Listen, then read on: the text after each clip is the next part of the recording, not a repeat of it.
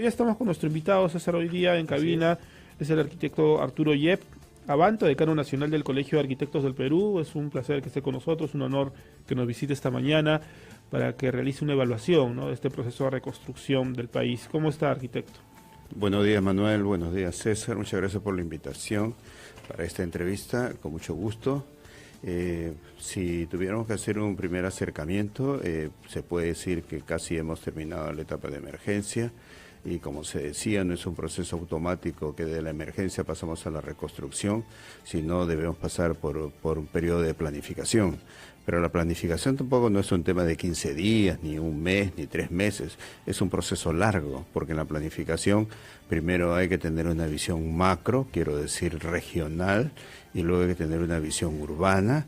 Y después de tener una visión urbana ya tenemos que entrar específicamente a los expedientes técnicos que corresponde a cada proyecto. Otro tema importante es que, por ejemplo, si llevamos el caso de Pisco, ¿no?, del sismo, se eligió la figura de un zar, ¿no?, de la reconstrucción. Ahora, digamos, no se ha querido utilizar ese nombre, pero también va a haber una persona a cargo de esta figura denominada reconstrucción, ¿no? ¿Qué tan conveniente es que todo esté focalizado, o por lo menos se centre la atención en un ente, y cuál es la labor de los gobiernos regionales, de los gobiernos locales? Mire, ese es casi, se puede decir, un gran misterio, porque no hay claridad. Solamente la ley de la reconstrucción con cambios establece la creación de una autoridad que es la que va a tener el manejo del presupuesto respecto a la reconstrucción, pero todos sabemos que hay un ordenamiento jurídico. El ordenamiento jurídico establece que son unidades ejecutoras de los gobiernos regionales y los gobiernos municipales. Claro está que en contraposición, como ya antes lo hemos comentado, estas entidades, quiero decir, las entidades regionales y municipales, no han demostrado suficiente solvencia en diferentes planos.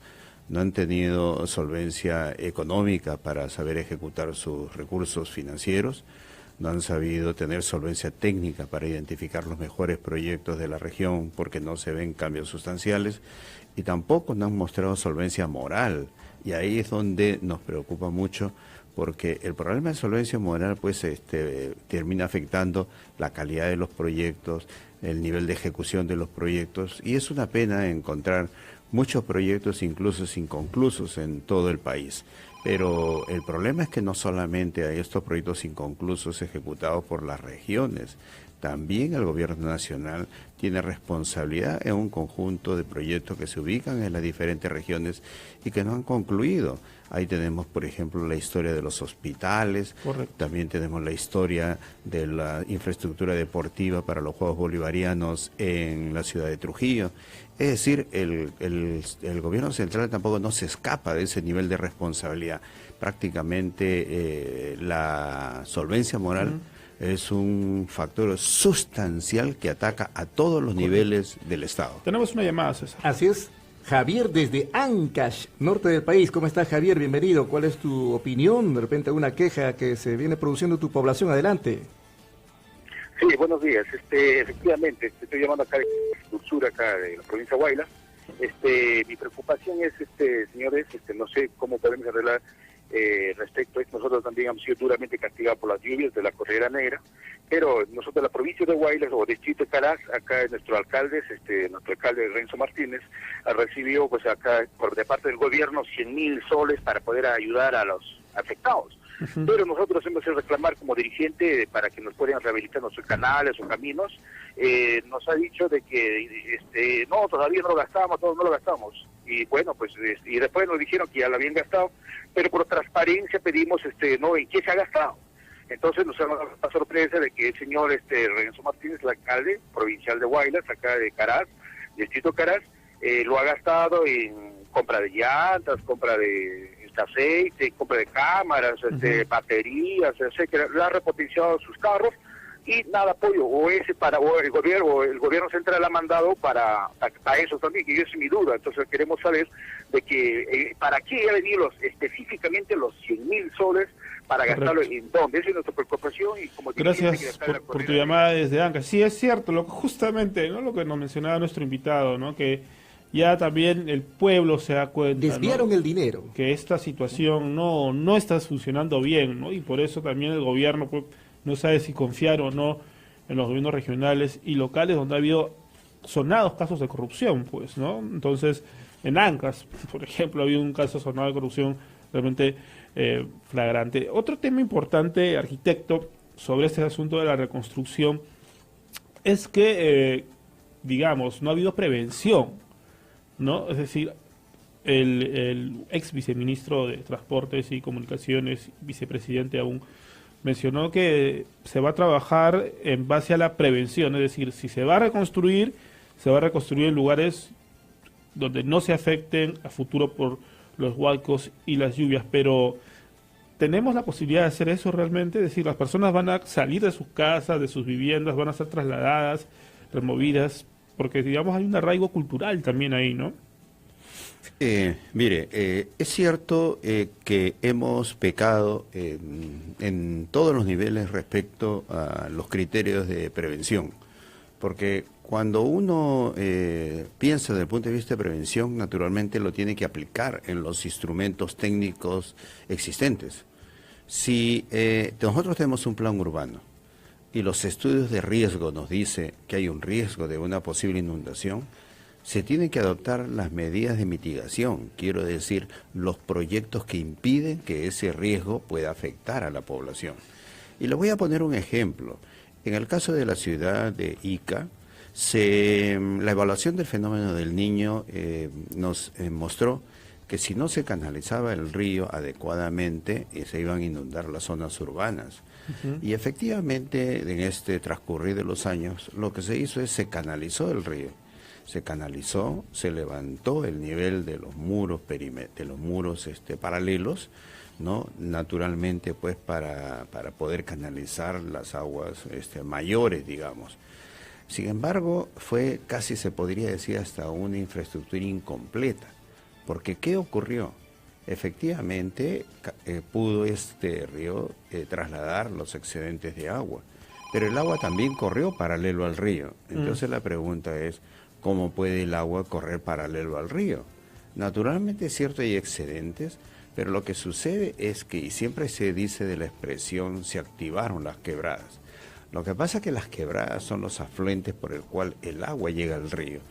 Y si no se canaliza los probables cursos de agua en las quebradas, entonces el agua va a buscar una salida previa antes de llegar al río. Y eso es lo que ocurrió. El agua, digamos, empezó a correr antes de llegar al río y generó un nuevo problema. Tenemos una nueva llamada. Así es, una llamada telefónica. Gustavo de Nazca, Ica, nos está llamando. ¿Cómo está, Gustavo? Bienvenido, muy buenos días. Se fue la llamada. A ver, vamos a revisar ese temita, por favor. 613-1701, 613-1709. Cuéntanos cómo está la reconstrucción de tu ciudad luego de los huaicos. Arquitecto, también habría que mencionar este asunto de la planificación urbana, ¿no? Usted estaba haciendo algunos adelantos en sus declaraciones anteriores, pero hoy en día sabemos que siempre va a llover, ¿no? De enero a marzo, abril va a llover, y siempre el agua se va a llevar las casas ribereñas, pero seguimos construyendo ahí. Entonces, ¿qué llamado se podría hacer a la población al respecto? Porque los municipios saben la realidad, ¿no? O sea, inclusive tal vez muchos de ellos tengan su zonificación, ya su COFOPRI por ahí. En todo caso, de alguna manera u otra estamos alentando a la informalidad. Mire, yo quisiera ir a una posición extrema. Hay otras regiones del mundo, y cuidado, no tan lejos, como por ejemplo en el Brasil, como en Argentina, ¿no? Algunas regiones de Ecuador, como también en Estados Unidos, en donde hay lluvias que nosotros podríamos llamarlas a diluvio. Se inundan los territorios en forma extraordinaria y todos los años. Y naturalmente se afecta la infraestructura, pero en estos países también existen sistemas de drenaje, porque se entiende que las lluvias, si son naturales, no se van a impedir. Se sabe que llegan, pero se llegan y se tratan. Y ese tratamiento significa que se implementan sistemas de drenaje, tanto natural como también, por decirlo de alguna forma, mecanizado. Y entonces el problema es que nuestra ciudad es que no estamos, digamos, advertidos de estas situaciones y no tenemos el manejo de estas situaciones extremas. Nos encontramos con realidades en donde tampoco tenemos sistemas de drenajes implementados. Entonces es increíble que, por ejemplo, en el caso de Piura, que se sufrió con grandes inundaciones en 2 fenómenos del Niño anterior, y se implementaron sistemas de drenajes parciales, se encuentre pues que los equipos no funcionaban, que las tuberías estén atoradas, que los canales estén colmatados, que no haya descolmatación de canales, de los ríos, que las paredes de los ríos estuvieran sin mantenimiento, que los puentes sean diseñados no en función al caudal, sino en función al dinero disponible. Entonces eso ya es casi una irresponsabilidad técnica, ¿no?, de las autoridades responsables del manejo y del servicio de estos sistemas o de esta infraestructura. César. Muy bien, arquitecto, efectivamente, por ejemplo, hay informaciones, ¿no?, que en octubre se iniciarán reconstrucción de viviendas afectadas por el Niño costero y se necesitan, dice la información, 220 hectáreas de terreno para la reubicación de personas que viven en la zona de riesgo del norte. Pero ¿qué es lo que es de Lima Este, ¿no? ¿Cómo pueden ser reubicadas, por ejemplo, estas familias de parte de Lima Este, Huachipa, Carapongo, que hemos mencionado al inicio del programa? Ese problema que se ha presentado con relación a estas casas ubicadas en la ribera de los ríos, ¿no? Es un gran problema que sin duda es controversial. Y está acá cerquita, ¿no? Mire, voy a empezar para dar respuesta a ese tema. Voy a empezar con una experiencia que me tocó vivir o intervenir. Hace años atrás hubo un incendio en Lomo de Corvina, en Villa El Salvador. Hubieron un conjunto de familias afectadas y la respuesta inmediata, bueno, pasada la situación de emergencia, la propuesta era que teníamos que reubicar a las familias porque el lugar donde estaban ubicados tampoco no ofrecía condiciones de habitabilidad segura. Correcto. Y entonces empezó un programa para identificar terrenos, estamos hablando de la ciudad de Lima, para identificar terrenos para poder reubicar aproximadamente unas 100 familias. Y nos encontramos con una realidad, que no era fácil encontrar terrenos. Y los terrenos disponibles, vamos a decir, existían terrenos saneados y existían terrenos no saneados. Los terrenos saneados estaban en la cartera de Cofopri, que tenía un stock pero muy pequeño de lotes disponibles en zonas que ya habían, quiero decir, en asentamientos que ya habían sido formalizados. Y entonces la gran tarea fue identificar esos lotes que estaban en los diferentes asentamientos para poder reubicar familias. Pero fue una tarea complicada y difícil porque había, digamos, pensamientos en el sentido de ubicar esas familias, por ejemplo, en lotes, entre comillas, disponibles, pero no eran disponibles, porque eran áreas, por ejemplo, para una infraestructura de equipamiento futura. O sea, no lo podemos llevar a un terreno en donde se va a colocar una posta médica, donde se va a construir un colegio, porque si no estaríamos afectando en la calidad del hábitat en el nuevo asentamiento. Y entonces vimos que era complejo por el lado de lugares seguros o saneados. Pero entonces eso nos llevó a dar una mirada a otros territorios no saneados que daban la impresión de ser zonas precarias, que daba la impresión de ser zonas muy parecidas a las áreas que invaden. Y entonces el Estado no puede intervenir entrando a reubicar familias en lugares que no tienen condiciones de hábitat. Exactamente. Muy buen y entonces, punto, arquitecto, ¿eh? Pero ahí nos dimos cuenta de otro detalle. ¿Qué pasaría? Eso fue un gran problema para poder ubicar a 100 familias, pero también se complicó, yo les digo, en donde aparentemente empezó como 100 familias y después de la noche a la mañana la lista de damnificados aumentó. Exacto. Entonces eso también hay una mala costumbre en la misma población de, aprovechando una oportunidad política, pues la lista se incrementa y entonces le cargan al Estado una responsabilidad que empieza ya, digamos, a excederse y se convierte realmente en un problema de solución. No podemos culpar al Estado de lo que no hacemos nosotros, ¿no?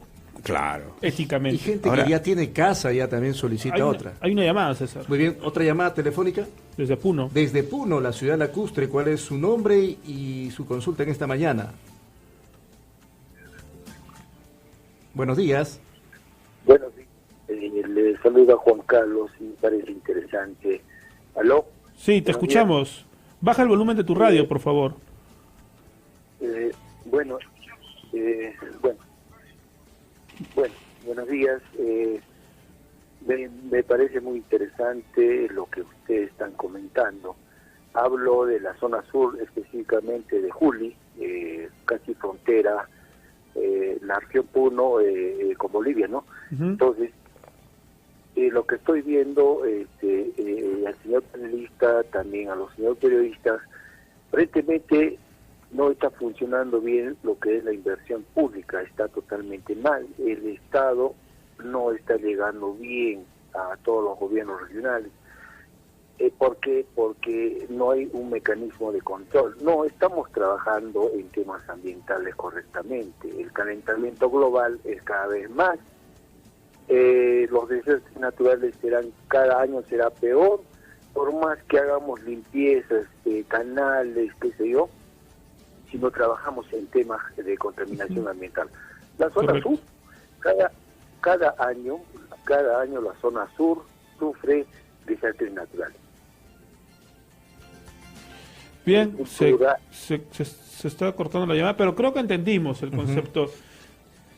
Sí, arquitecto, adelante. Sí, yo quería terminar de completar la pregunta del caso de Lima, cómo actuar con las zonas, con las áreas afectadas o con los damnificados de la región de Huachipa, de un extenso territorio. Primero ahí tenemos una magnitud grande de población.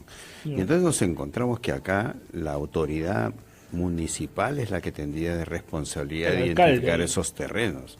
Y ojo que ya tendríamos que hablar incluso del alcalde metropolitano. Nos encontramos que el alcalde metropolitano tiene un enorme problema porque el plan de desarrollo metropolitano no ha sido actualizado. Y entonces da la impresión de que el manejo del territorio está aparentemente desatendido. Todos entendemos el esfuerzo que hace el alcalde para estar presente, estar con las familias damnificadas, de contribuir con una serie de actuaciones de emergencia, interviene con seguridad, apoyo social, pero no nos podemos quedar ahí. Tiene que haber una visión territorial de planificación, pero también hay otro tema. Es que el territorio metropolitano ya desbordó la capacidad del alcalde de la provincia de Lima. Acordémonos que el alcalde de la provincia de Lima solamente tiene jurisdicción sobre la provincia de Lima y no sobre el Callao. Y así como no tiene ningún nivel de competencia sobre la provincia del Callao, no tiene competencia sobre la provincia de Huarochirí, la provincia de Cañete, la provincia de Chancay. Y ya hoy Lima desbordó los límites de la provincia de Lima. Y entonces esto nos hace pensar que si tenemos que mirar terrenos para reubicar a población, estamos fuera de la jurisdicción de Lima, porque ya casi podríamos decir que la provincia de Lima es como si fuera un distrito, así como no le podemos pedir respuestas al alcalde de Breña, al alcalde de Jesús María, al alcalde incluso digamos, de La Victoria mismo, ¿no? Porque su jurisdicción es muy limitada y la respuesta no está ahí, digamos, ¿no? Y Lima ya está saturado. Arquitecto, para ir terminando y concluyendo el tema, al escuchar las llamadas antes de que usted llegue y durante su estancia aquí, la mayoría de personas reclama que dice que siempre sabemos que va a llover, pero nunca estamos preparados. Sabemos que van a llegar las heladas en el sur, pero no estamos preparados. ¿Qué podemos hacer como ciudadanos? Mire, yo diría ahí que como ciudadanos, naturalmente tenemos que hacer el acondicionamiento de nuestras viviendas para que las lluvias no nos afecten. Cualquiera sea la vivienda puede ser de un piso, la vivienda puede ser un edificio, la problemática es distinta. Vamos a empezar suponiendo que estamos en un edificio. En la parte superior se utilizan normalmente como azoteas. En estas azoteas hay que ponerle pues drenaje. Pero están llenas de basura. Bueno, tiene que hacerse la limpieza de las azoteas, no se debe tener basura, en realidad no es saludable tampoco tener basura, restos, pero lo más, digamos, las deficiencias más notorias es que en estas azoteas no se ponen sistemas de drenaje. Y si se instalaran sistemas de drenaje que vayan a redes, que no se pretenda colocar un drenaje o una gárgola, como se dice, que el agua residual vaya pues a los techos del vecino o caiga sobre una jardinera, digamos, del vecino, ¿no? En ese sentido hay bastante irresponsabilidad también en ese manejo. Obviamente debe ir a las redes mismas. Y sobre la edificación, arquitecto, de viviendas, ¿qué recomienda usted? Porque normalmente se llama al maestro de construcción, ¿no?, que es quien ejecuta, una persona muy sabia en su manejo, pero previamente debemos saber muchos aspectos técnicos, ¿no? Pues el nivel de la arquitectura, sobre todo. Mire, también siguiendo con ese tema que le digo de evitar las inundaciones, se colocan también techos inclinados, que es natural para que el agua no se embalse, pero esa agua también desciende por gravedad. Y entonces, si no se toman las previsiones, esta agua que cae sobre los tejados va a limpiar el tejado y va a ensuciar los niveles del primer piso. Deben colocarse canaletas, conducir esas aguas, vamos a llamarle grises ya, porque están, digamos, contaminadas con el polvo, con la tierra, quién sabe, cualquier otra sustancia que pudiera caer sobre el tejado. Esas todas deben ir hacia el sistema de drenaje instalado en cada vivienda, en cada edificación, ¿no? Esa vendría a ser la forma para lo que son las viviendas. Cuando estamos hablando de las edificaciones, pero cuando estamos hablando en el medio externo, se tienen que colocar naturalmente las canaletas públicas. Ahí sí hay una responsabilidad de parte de la municipalidad, en este caso, de implementar sistemas de canaletas para que pueda captar las aguas, porque también nos encontramos que algunos predios están por debajo del nivel de la vereda o el nivel de la pista, y si no se adopta ninguna medida de protección, naturalmente las aguas terminan metiéndose al garaje o ingresan incluso hasta las salas o los ambientes sociales de una vivienda, lo que no sería absolutamente adecuado. ¿Cómo impedirlo? No solamente colocando un murete, sino colocando canaletas para que las aguas lleguen primero a esas canaletas y evacúen, ¿no? Bien, tenemos que despedirnos agradeciéndole mucho, pues, César, a nuestro invitado, al arquitecto Arturo Lleva Abanto, decano nacional del Colegio de Arquitectos del Perú. Ha sido realmente muy didáctico, y también el análisis político y ciudadano que hemos hecho hoy día junto a usted sirve para llamar la atención, pues, a la sociedad en su conjunto, a averiguar, ¿no?, antes de votar, saber qué plan tiene nuestra autoridad al respecto de la planificación urbana, los proyectos, ¿no?, de infraestructura, y sobre todo saber que bueno, ahí entra el aspecto también de ética, ¿no?, de nuestras autoridades, hacer un llamado a invertir el dinero en lo que se debe invertir, asesorarse por los técnicos responsables, por los colegios profesionales de su localidad, de su región. Y un llamado final. No solamente para el amigo de Puno, que también nos ha estado escuchando, e incluso para todos los pobladores de las regiones andinas, también el Colegio de Arquitectos muy comprometido con esto, porque es verdad que también falta investigación para la construcción de viviendas de bajo costo, pero que tengan nivel de confort. Sabemos que en todas las viviendas no solamente hay un problema de la baja temperatura en la región externa, sino se ponen condiciones difíciles al interior de las viviendas. El Colegio de Arquitectos el año pasado hizo un concurso sobre construcción de refugios en zonas de bajas temperaturas, y nosotros pretendemos continuar con esas investigaciones, con los concursos, para seguir buscando viviendas sostenibles adecuadas para las regiones con bajas temperaturas, porque es una respuesta técnica que debemos contribuir a favor del poblador, y esperamos a través del Estado.